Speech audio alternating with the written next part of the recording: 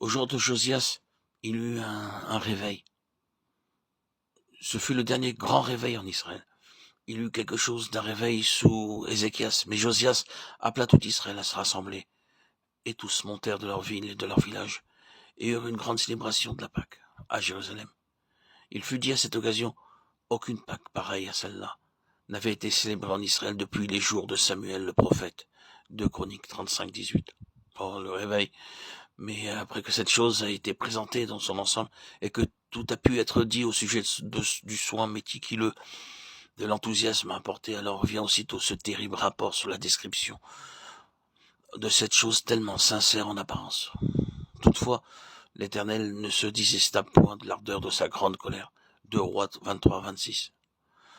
Je pensais en moi-même, cela est un trait final décevant, cela gâche tout. Tout ce temps de grand réveil avec le peuple harmonieusement engagé dans ce réveil, et tout semble tellement sincère et merveilleux. Puis, il est dit immédiatement à ce propos, toutefois, l'Éternel ne se désista point de l'ardeur de sa grande colère, et des choses encore plus fortes à celle-ci sont dites ensuite. Le Seigneur désire quelque chose de plus que le réveil, que l'enthousiasme du réveil. Les vainqueurs ne sont pas ces gens-là.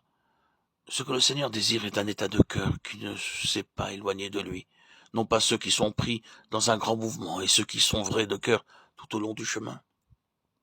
Cela n'est-il pas conforme au Nouveau Testament, au livre de l'Apocalypse? N'est-ce pas ce que le Seigneur présente là? Ce sont ceux qui, au sein du déclin, sont fidèles à la pleine pensée du Seigneur. Non pas ceux qui doivent être recouvrés par des manifestations et des signes extérieurs, mais ceux dont le cœur est solidement et fermement attaché à son héritage, afin que le Seigneur ait ce qu'il désire. Maintenant, je pense avoir introduit suffisamment de données pour rendre le point très clair et bien remarqué. Qu'est-ce qui donc ressort de tout ceci? Que poursuivons-nous? Sommes-nous réellement sérieux avec Dieu? Sommes-nous éveillés? Nos cœurs sont-ils totalement attachés à tout ce à quoi le cœur du Seigneur est attaché?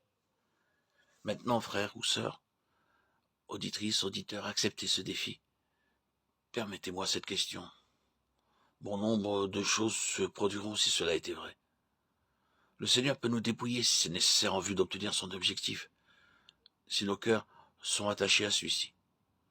Nous n'aimerons pas notre vie jusqu'à la mort.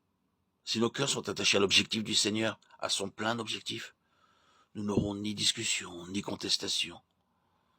Nous ne mettrons rien de moins ou personne d'autre que le Seigneur lui-même, comme notre modèle et notre limite.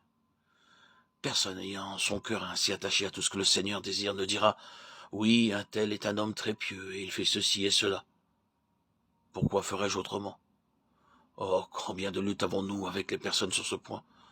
Nombre de luttes exceptionnelles dont mon expérience avec des personnes ont été de ce genre.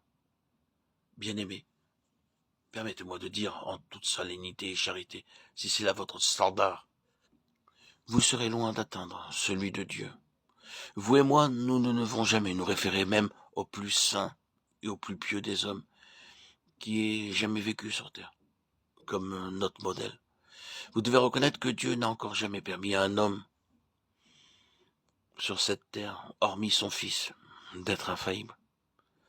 Et il a accepté des souffrances infinies pour le démontrer. David déclare être un homme selon son cœur, n'a eu aucun de ses manquements cachés par Dieu. Ils sont écrits dans sa parole de Dieu. Et pendant des millénaires, ils ont été là pour que tous les voient. Il n'y a jamais eu un homme dont la faiblesse fut cachée par Dieu, quoique cet homme ait pu être l'homme le plus utilisé par Dieu. Dieu ne nous permet pas de faire d'un homme ou d'une femme notre modèle. Le cœur de celui qui réellement tend à parvenir à la pensée la plus pleine de Dieu ira toujours bien au-delà de ce qu'il connaît de meilleur ici. Il n'y aura ni discussion, ni contestation. L'attitude sera toujours, eh bien Seigneur, si cela représente quelque chose de plus pour toi ou en moi, je suis prêt, je suis consentant. Tout ce que je désire est que tu aies tout ce que tu peux avoir en moi. C'est là le vainqueur. C'est une question de cœur. Nous devons être prêts à abandonner nos préjugés, nos opinions préconçues. Nous devons abandonner notre entêtement. La question pour nous sera toujours celle-ci, et elle gouvernera. Seigneur, est-ce ceci la voie de ta pensée la plus pleine? S'il en est ainsi, alors peu importe avec quelle force j'ai pu penser autrement. Mes pensées doivent s'en aller. Peu importe combien j'ai pu désirer ceci tout autrement, mes désirs doivent s'en aller. Mes préférences ne doivent pas se maintenir sur la voie. Seigneur, que poursuis-tu, que désires-tu? Cela déblaye le terrain pour le Seigneur. L'Épître aux Éphésiens est la révélation la plus élevée que nous ayons dans la Bible et la chose suprême à laquelle nous sommes amenés par cette épître. Les yeux de votre cœur étant éclairés pour que vous sachiez quelles sont les richesses de la gloire de son héritage dans les saints,